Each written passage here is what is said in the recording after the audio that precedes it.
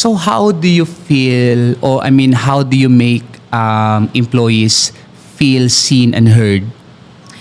Right now, kasi to be very honest, in my experience, people don't actually answer surveys anymore. They feel like, maybe because there's a lack of follow-through, maybe, from the manager or the management. So when I see an opportunity, opportunity meaning I saw an employee, then that's the time that I will make like a check-in, a simple check-in. I don't make them feel na, oy, I'm an HR, I wanted to ask you something. No, kasi normally yung people or employees right now, pag HR, ilag na sila eh. Okay. Yung una nilang may isip is that, naku, may NTE ba ako? Meron ba akong ginawang kasalanan? So yun na yung mga naiisip nila ngayon. So, pag may nakikita akong opportunity. But other than that, I think based din sa experience ko, di ba, they feel they are being heard and being seen by, incentives, di ba? Yung mga team building. I would say that's one. Di ba? Yung like bonuses or promotions. Isn't it part of, being heard and being seen? I would say it is, but that's already part of the standard. Kasi yung sa akin, yung being seen, it goes beyond monetary things. Like, minsan, yung a simple hi and hello, kamusta ka? Okay. Sa isang employee, worth like so much. Parang it's more something, than, no? Oh, it's something eh. Kasi hindi mo alam right now na may pinagdadaanan pala yung tao. Magugulat ka, magbe-breakdown na lang siya because that person maybe doesn't have anyone to talk to. Eh, nagkataon na kinamusta mo. Pero can I be honest with you? Van, parang sa looks mo, parang hirap mo namang i-approach. That's true. Kung ako yung empleyado, no? Like, di ba? Yung looks, yung outfit, parang, tapos biglang i-hi ka ni Miss ng isang Vanessa, parang, alam mo yun? Oo. Kaya, parang magiging chismisan siya sa floor. Yeah. Normally, hindi ako, I approach them first. Kasi nga, this is, a curse. Ang ganda ko, di ba? So, this is also a curse. Like, yung alam mo yung, unfortunately, ganito talaga ang pagmumukha ko. So, kahit happy ako, parang ganito pa rin yung mukha ko. But I think it's typical to HR leader talaga. Talagang they look something like that. Really? Yung parang firm, 'di ba? Yung firm, intimidating. Of course you have to. O baka naman with your experiences, parang naano ka na, no? Well, parang alam mo, with your Sir experiences, Sam, parang you were shaped to be like this. Oo. Yes, I would say. To become like that. Oo. That's true. I'm not like this in the past, and that's why I believe people evolve really. In the past, I'm just a happy-go-lucky person. I don't really have any plans for sa buhay ko.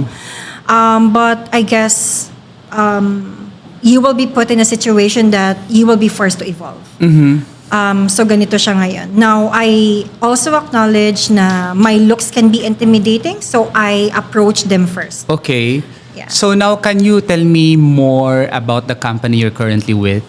Na, it's okay if you don't want to drop the company you're working for right now, but can you tell me more about? Well, I would say the company that I'm working for, and I've been here first and foremost for almost 6 years already. I'm turning 6 na by September. What I really like most in this organization, they cater with startups, helping people. One of the vision of the organization is to provide jobs to Filipinos, which I really like, diba? Meaning they see the potential of the Filipino workforce. Second is that what I like most is the flexibility of this organization. I've worked for different and multiple organizations in the past. They're all by the book, black and white. Itong organization where I'm in, they're very flexible. When they see that things are actually not right, immediately you'll be able to see an action. Which I understand naman on other organizations that I've worked for, kasi they're already big. So it's hard to change like policies kasi nga it will impact like thousands of people. Unlike in the organization where I'm in right now, though nasa 1,000 plus na rin kami ngayon, but flexibility talaga is really different. It's there. Correct. Yeah. Yeah, especially kung majority din ng employees mga Gen Zs, no? Yes. So you really have to be flexible. Correct. And understand also yung trend. Yung They trend. also follow the trend, ha? Like, they do a lot of analysis and research about ano bang trend ngayon. They dig deeper na ano ba yung population natin in the organization. And the organization try to understand, okay, so kasi pag Gen Z or this generation, ganito yan, the other naman is ganito. So they tailor fit the approach. So, Van, follow up, was this part of your career plans or more of a surprise opportunity? This is actually a surprise opportunity. Why so? Kasi I before this organization, I work actually for a global company rin.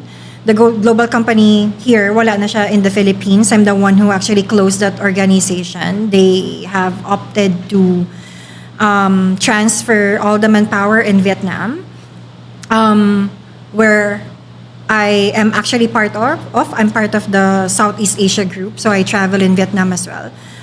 Kasi my boss back then was there. So in the middle of like doing the formalities in closing the organization, someone from my current organization tapped me. Okay. That's why I didn't apply. So at the time, they needed someone, and I think it's just an opportunity came in because I'm also about to apply kasi nga I'm already closing the company back. So it's really a surprise opportunity. It is. So if we talk about scale, Van, like in terms of revenue, how would you describe your company? Revenue, I would say, very good in terms of revenue. Right now, if you look at our LinkedIn, we have almost a complete roster of leaders. So one thing that you have, one thing na meron sa company mo na wala sa iba? Flexibility. Flexibility in terms of like rules and regulations. I would say they're very, they are also strict, but they hear you out whenever you flag them that this is not really working. The other would be they are open in changes, provided that you justify why we need this. Correct. Also, they are, I would say, if not pioneer, they're one of the few, I would say, companies in the Philippines who are pushing really for a remote work setup. Kasi this organization believes that output is more important than tying up an employee 8 hours in their chairs and tables. Okay, so now I would like to know how much is the salary of Vanessa? Salary? Yes. Nako sir, pwede yung pass. What do you think is the most expensive you can buy in cash right now? Right now. In cash? The most expensive you can buy right now in cash. In cash, I would say Mga luxury bags, pwede. mga ganon. Ganun. Yes. Iba din. So, what's a hard reality about working in HR that people outside don't understand? Yun sir, like they feel like we are against people, but na we're always for the business. But they don't really see the action behind, like why we are acting that way. So we're trying to bridge the gap between business and then employees. For sure, of course, we get your opinion, but you have to understand para siyang kung hindi makarelate ang lahat sa business, then I would probably use household, a family. Diba? Parang, this is the budget na binigay ng head of the family. Then, gusto mo ng, it's only say 50,000 pesos. Pero gusto mong mag-aral in a private school na more than yung babayad natin than our earning. Diba? So, sa point na yun, yung HR, where I can say the mother will have to plan and budget or bridge the gap. Like, you have to explain why dito ka namin nilagay na school. It's because this is the the goal of our family. We have to do this and other things in order for us to stay afloat. Otherwise, if we will just give what you need, then ano mangyayari sa mga, I mean, what you want, then ano mangyayari sa mga kailangan natin pang gawin? Correct. Diba? I understand. Yeah. So guys, I'm pretty sure na-capture nyo lahat yon. So on a personal note, Vanessa, what flaws in our corporate systems that you would like to correct? I think I would like to connect this to yung... Correct. Yung flaws. Ano ba yung flaws sa corporate system na meron tayo? Iko-connect ko lang to, sir, dun sa earlier ko na sinabi when you ask me, like, paano ba nakikita yung mga tao? This is, I would say, yung flaws is, number one, yung burnout disguising as commitment. When I say burnout disguising in commitment, this is where, you are pushing yourself na nagtatrabaho ka but you don't know pala you are slowly parang nabe-burn out ka na. Kaya nangyayari, 'di ba, yung mga tao ngayon, hindi nila nafi-feel nila na anong nangyayari, parang nawawalan ako ng motivation sa work. They're having a hard time balancing yung kanilang job. Why did I mention that? Because I also in that position in the past. Yes. Na it's really hard to go out of that situation na you really have to help yourself. So why I'm saying this, because in a corporate setting, being a manager or a leader, you also need to spot kung malapit nang ma-burn out yung team mo. Like, yes, while we acknowledge and we love people who are very committed, delivering work all the time, exceeding your expectation, you have to also think of, like, nakakakuha ba siya ng tamang rest? Kasi baka sometimes, nagiging part na lang yun ng work. Again, I'm connecting this because I used to be in that situation. I'm also an employee, so I'm thinking na people are also feeling the same thing. Na hindi lang nila alam paano siya i-label na, alam mo yung pag tinanong ka, are you okay? Or kamusta ka? You don't know how to answer. Kasi parang iniisip mo na, okay naman. Kasi for me, it's also an indicator. Parang inisip mo kasi kung okay ka. So, somehow, you're bordering maybe to hindi. So, parang you're trying to say, like, nowadays, in the corporate world, parang they don't care really kung na-burn out yung isang empleyado. No. Not really naman, sir. Overtime. So, it's more of like, yung we have to identify and maybe check yung employees natin, kamusta sila. Like how, Van? Ganito, ako, in my own experience, when I identify who are the people na talagang star player in the group, yung normal mo kasing gagawin na sa leader, pag may hindi ka mapagawa, papagawa mo dun, kahit meron pa siyang ginagawa. So slowly, parang you will add up like burnout na dun sa tao na yun because that person can deliver.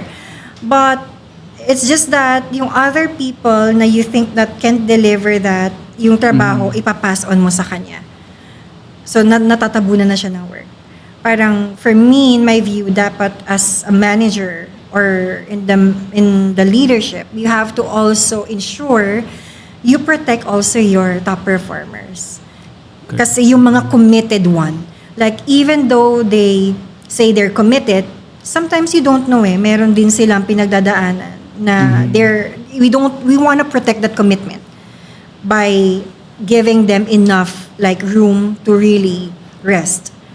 Kasi yun yung I'm not sure, sir, Sam, if you can see this somewhere in maybe social media, no, 'di ba, sabi nila if you are a performer, you don't know if you're being punished by or recognized. Kasi magtrabaho ka ng maayos, then you will be given more work. Correct. Oo.